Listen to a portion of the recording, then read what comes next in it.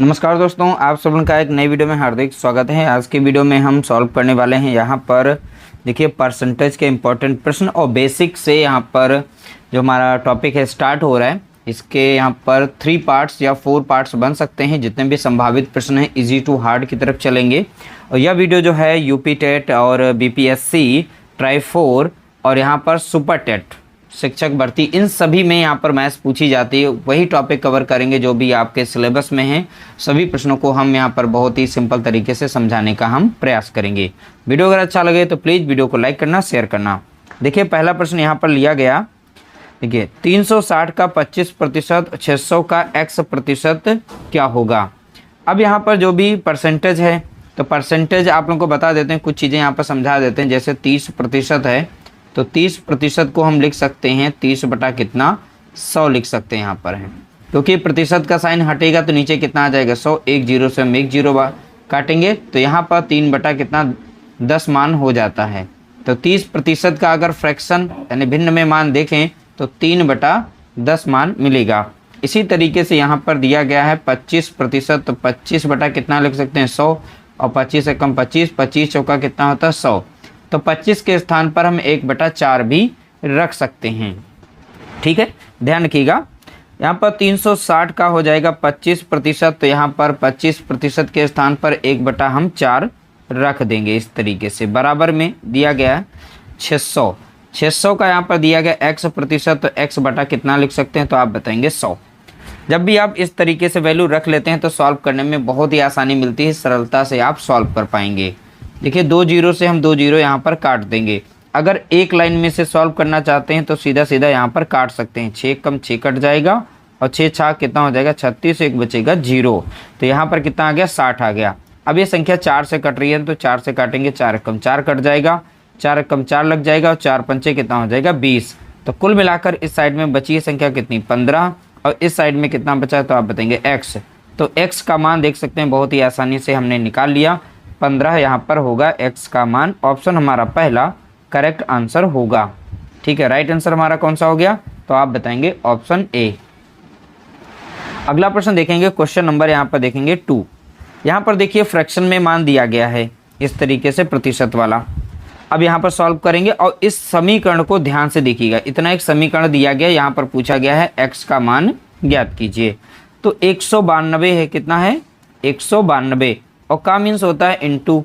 यहाँ पर इसे हम चेंज करेंगे तो 12 दूनी कितना हो जाएगा 24, एक 25। तो यहाँ पर लिख सकते हैं 25 बटा कितना 2 लिख सकते हैं। ध्यान देना, अब प्रतिशत का साइन हटेगा तो उसके बदले में नीचे हम 2 जीरो बढ़ा लेंगे, यानी 100 से गुणा कर लिया जाएगा। ठीक है, इसे सॉल्व करने पर बराबर में यहाँ पर कितना रहेगा x और x रहेगा इंटू 50%। 50% का मतलब क्या हुआ तो आप जानेंगे यहाँ पर 1/2 हो जाता है। कितना हो जाता है 1/2। अगर नहीं रखना चाहते तो आप सीधा सीधा वैल्यू यहाँ पर रख सकते हैं 50% यानी 50 बटा कितना 100। यहाँ पर x का मान निकालना है। कुछ लोगों को यहाँ पर कन्फ्यूजन हो गया होगा 25/200 कैसे आया, तो हम बता देते हैं एक बार, वरना कन्फ्यूजन रह जाएगा तो कमेंट करेंगे। देखिए इन दोनों का यहाँ पर किया जाता है गुणा और प्रतिशत साइन यहाँ पे लगा। इन दोनों का गुणा किया जाएगा, एक को जोड़ा जाएगा। 12 दूनी 24 हो गया, 25 हो गया। तो यहाँ पर लिखते हैं कितना 25 बटा कितना 2 और प्रतिशत का साइन लगाएंगे यहाँ पर। जैसे ही प्रतिशत का साइन हटेगा तो इनटू में नीचे कितना आ जाएगा 100 आ जाएगा और 100 गुणा 2 कितना 200 बन जाता है। तो इसलिए हमने डायरेक्टली यहाँ पर लिखा था। बाकी आप एक बार समझ लेंगे, बाकी सॉल्व कर लेंगे।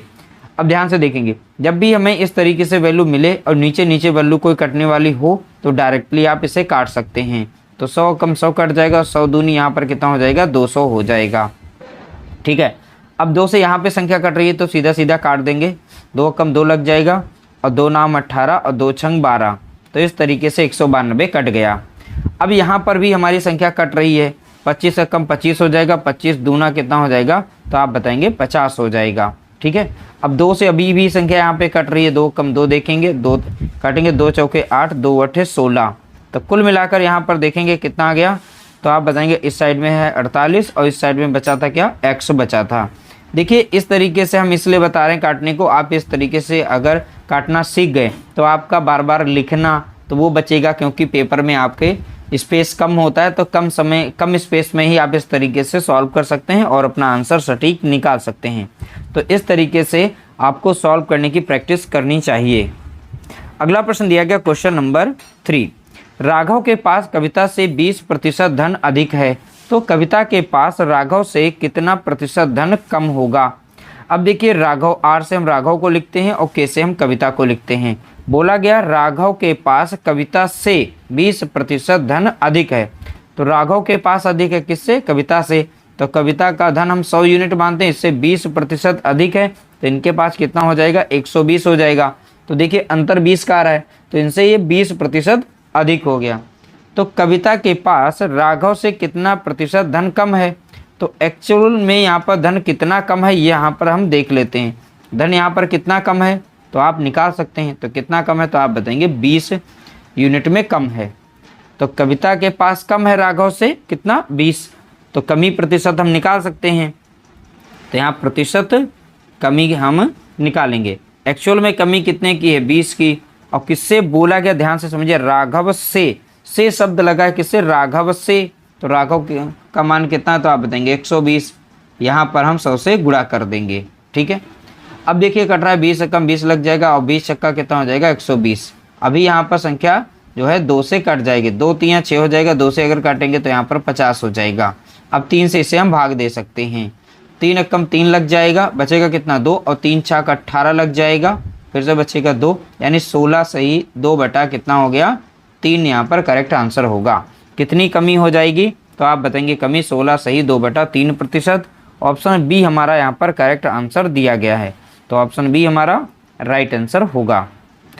अगला प्रश्न देखेंगे क्वेश्चन नंबर 4, यदि अजय के पास संजय से 10% धन कम है। अलग अलग टाइप के बनाए गए प्रश्न हैं, हर एक टाइप के आपको देखने को मिलेंगे और सिंपल तरीके से सॉल्व कराया जा रहा है। यदि अजय के पास संजय से 10% धन कम है, तो संजय के पास अजय से कितना प्रतिशत धन अधिक होगा। अब ध्यान से यहाँ पर बनाएंगे, देखिए यहाँ पर है अजय, ए से अजय, एस से संजय। अजय के पास संजय से 10% धन कम है, तो अजय के पास संजय से कम है, तो संजय का हम यहाँ पर 100 यूनिट मानेंगे। 10% कम है तो यहाँ पर इनका मान कितना हो जाएगा 90, तो ये तो यहाँ पर देखेंगे ये 10% मान कम हो गया। तो संजय के पास अजय से कितना प्रतिशत धन अधिक है, तो एक्चुअल में धन कितना अधिक है ये बताना था। तो यहाँ पर देखेंगे संजय के पास अजय से धन अधिक है, कितना अधिक है तो आप बताएंगे प्लस का 10 अधिक है। कितना अधिक है, प्लस का 10 अधिक दिखाई पड़ रहा है, तो यहाँ अधिक का प्रतिशत हमें बताना है, तो यहाँ प्रतिशत हम अधिक में बता सकते हैं। तो कितना अधिक है तो आप बताएंगे 10 अधिक है।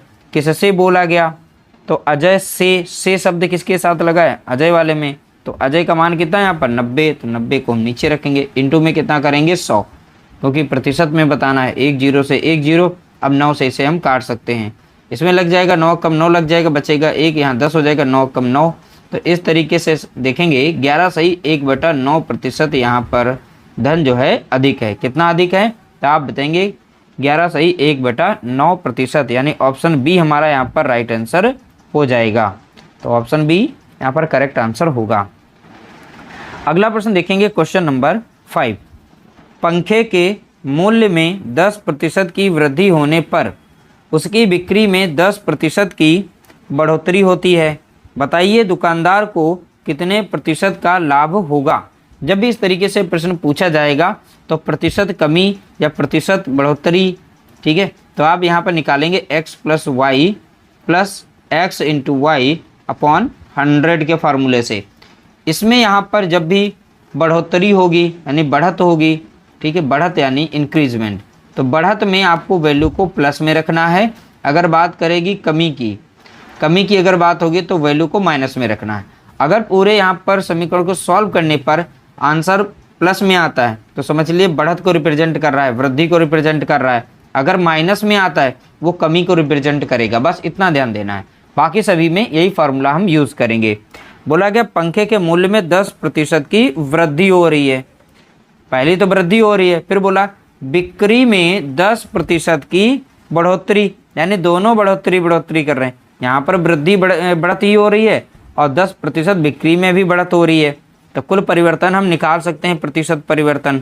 तो सीधा एक हमारा पहला x हो जाएगा, तो ये 10 हमारा प्लस में हो गया, अगला भी 10 प्लस में रखा जाएगा, दोनों को हम प्लस में रखेंगे तो अगला भी प्लस रहेगा। यहाँ पर 10 गुणा हम 10 रख देंगे, क्योंकि वैल्यू दोनों की दोनों है 10 ही थी, तो इसीलिए यहाँ पर लिखेंगे इस तरीके से। अब सीधा सीधा सॉल्व कर सकते हैं, 1 0 से 1 0, 1 0 से 1 0, 10 10 कितना हो गया, तो आप बताएंगे 20। अब प्लस का इधर 1 1 का गुणा करेंगे, कितना आ जाएगा, 1 आ जाएगा, तो 20 में 1 जोड़ेंगे, कितना हो जाएगा, 21%।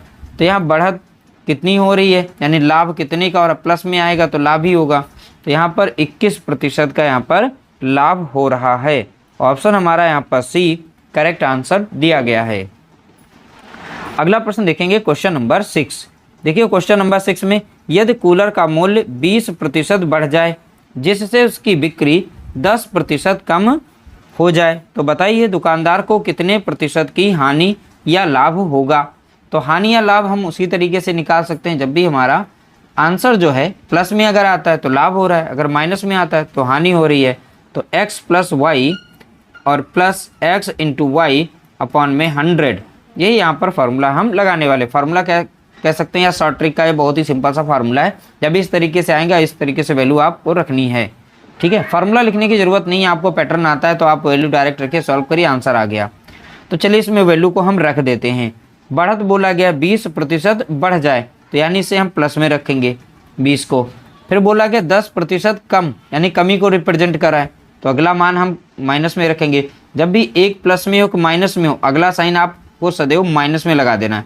जब भी एक प्लस में हो एक माइनस में हो तो माइनस लगा के इन्हीं दोनों को यहाँ पर गुणा कर देना है। तो 20 गुणा कितना हो जाएगा, 10, अपॉन में कितना रखा जाएगा 100। अब इसे सॉल्व कर लेते हैं। देखिए एक प्लस में एक माइनस में, माइनस वाली इसमें से घट जाएगी तो प्लस का बचेगा कितना, 10 बचेगा। यहाँ पर 1 0 से 1 0 गया, 1 0 से 1 0 गया, तो यहाँ पर देखेंगे तो कितना रहेगा, माइनस का 2 रहेगा, क्योंकि ये प्लस का था यह भी प्लस का था, तो इन दोनों का यहाँ पर गुणा करेंगे तो 2 आएगा, इसके आगे तो माइनस लगा था, इसलिए माइनस का कितना आ जाएगा 2। अब 10 से अगर 2 को माइनस करेंगे बचेगा कितना, 8, तो प्लस में आया 8, तो 8% की यहाँ पर लाभ, 8% का क्या हो रहा है, लाभ हो रहा है। तो हमने देख सकते हैं लाभ जो है निकाला है कितने का, 8% का। तो इस तरीके से देखेंगे ऑप्शन हमारा यहाँ पर बी करेक्ट आंसर हो जाएगा। राइट आंसर कौन सा होगा, तो आप बताएंगे ऑप्शन बी। अगला प्रश्न देखेंगे क्वेश्चन नंबर 7। यदि फ्रिज के मूल्य में 15% की वृद्धि कर दी जाए तो उसकी बिक्री 20% घट जाती है, तो दुकानदार को कितने प्रतिशत का लाभ या हानि होगा। तो चलिए लाभ और हानि निकाल सकते हैं। तो प्रतिशत परिवर्तन हम देखते हैं, प्लस में आएगा तो लाभ, माइनस में आएगा तो हानि। अब देखिए पहला तो बोला गया 15% वृद्धि, तो इसे हम प्लस में रखेंगे 15 को, ठीक है। 15 को हम किस में रखेंगे, प्लस में यहाँ पर रखने वाले हैं। तो 15 प्लस में हो गया, क्योंकि 15% की वृद्धि, तो उसकी बिक्री 20% घट जाती है, तो घट गई यानी कमी, तो 20% घट जाती है। जब भी एक प्लस हो एक माइनस हो तो माइनस लगा के इन्हीं दोनों का गुणा कर देना है यहाँ पर, बस। बटे में 100 आता है फॉर्मूले का, तो पता ही है। तो देखिए यहाँ पर प्लस वाली वैल्यू छोटी है तो इसमें से घट जाएगी, तो माइनस का कितना बचेगा, 5 बचेगा। यहाँ पर काटेंगे तो 20 से कम 20 लग जाएगा, 20 पंजे कितना हो जाएगा 100, 5 से कम 5 लगेगा, 5 3 15, यहाँ माइनस लगा हुआ है तो माइनस का कितना आ जाएगा, तो आप बताएंगे 3। अब इन दोनों को जोड़ेंगे तो माइनस का कितना हो गया 8। तो देखिए यहाँ पर जो माइनस का 8 आया है ये कमी को दिखाता है, यानी हानि को दिखा रहा है। कमी मीन्स यानी हानि, तो यह हानि कितने की हो रही है, तो आप बताएंगे 8% की हानि। ऑप्शन बी हमारा यहाँ पर करेक्ट आंसर दिया गया है। अगला प्रश्न देखेंगे क्वेश्चन नंबर 8। एक पुस्तक का मूल्य 20% कम कर दिया जाए तथा उसकी बिक्री 20% बढ़ जाए, तो उससे होने वाली आय का दुकानदार पर क्या प्रभाव पड़ेगा। तो ये हानि होगी या लाभ होगा, तो ये बताना है। तो देखिए प्रतिशत परिवर्तन हम निकाल सकते हैं। पहले में बोला गया 20% कम कर दिया जाए, कमी को दिखा रहा है, तो माइनस हम 20 लिखेंगे। फिर बोला गया बिक्री में 20% बढ़त हो रही है, तो 20% बढ़ जाए, बढ़ने की बात, तो ये प्लस में रखना है 20 को। एक प्लस और माइनस हो यानी अपोजिट साइन हो तो यहाँ माइनस सदैव लगाना है, ठीक है। अब इन्हीं दोनों को यहाँ पर गुणा करना है, तो 20 गुणा कितना हो गया 20, अपॉन में कितना हो जाएगा नीचे 100 हो जाएगा। तो देखिए एक माइनस में था एक प्लस में था, सेम वैल्यू है, तो ये तो आपस में कट जाएंगे दोनों के दोनों, ठीक है। यहाँ से एक 0 काटेंगे, यहाँ से एक 0, यहाँ से एक 0, यहाँ से एक 0, 2 दूनी कितना हो गया 4, आगे माइनस लगाए तो माइनस का कितना आया 4, ठीक है। तो 4% की यहाँ पर कमी हो रही है। माइनस रिप्रेजेंट करता है कमी यानी हानि को, किसको रिप्रेजेंट कर रहा है, कमी, तो कहेंगे यहाँ पर वही चीज़ है, माइनस रिप्रेजेंट करेगा, कमी या हानि कह सकते हैं। तो यहाँ पर माइनस हो गया, 4% की हानि, ऑप्शन बी यहाँ पर करेक्ट आंसर होगा। अगला प्रश्न देखेंगे क्वेश्चन नंबर 9। ऐसे प्रश्न बहुत ज़्यादा पूछे जाते हैं, इन प्रश्नों को हम बहुत ही सिंपल तरीके से सॉल्व करेंगे। अब ध्यान से समझना है, इसमें एक लाइन का यहाँ पर छोटा सा शॉर्ट ट्रिक का फार्मूला बताते हैं, उसके जरिए आप किसी भी तरीके से प्रश्न पूछा जाता है इसमें से तो आप उसे सॉल्व कर पाएंगे।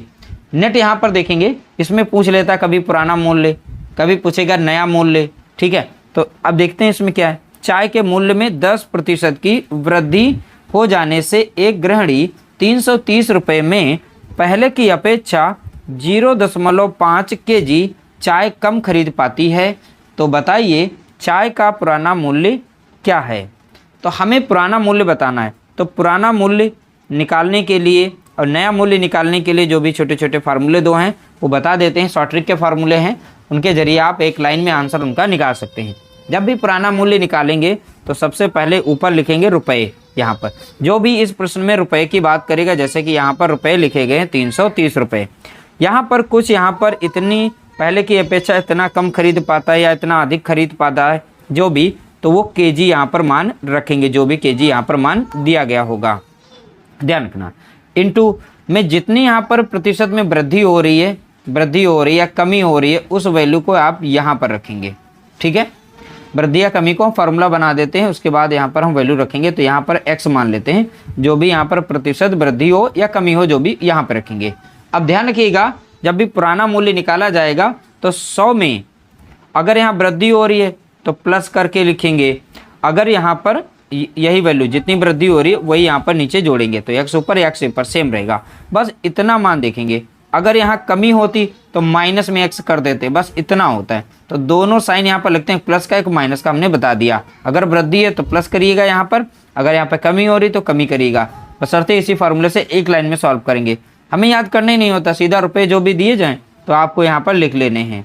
उतने में वो कितना ये कम खरीद पा रही है, तो 0.5 kg, तो 0.5 लिखेंगे, इनटू कितना प्रतिशत वृद्धि हो रही है, x मीन्स वृद्धि, 10% की वृद्धि हो रही है। वृद्धि हो रही है तो 100 में इसी 10 को यहाँ पर हम जोड़ देते हैं, बस हो गया। तो मन में अगर सॉल्व करें तो यहाँ पर दिखा सकते हैं, दशमलव को हटाएंगे तो एक जीरो बढ़ा सकते हैं, ठीक है।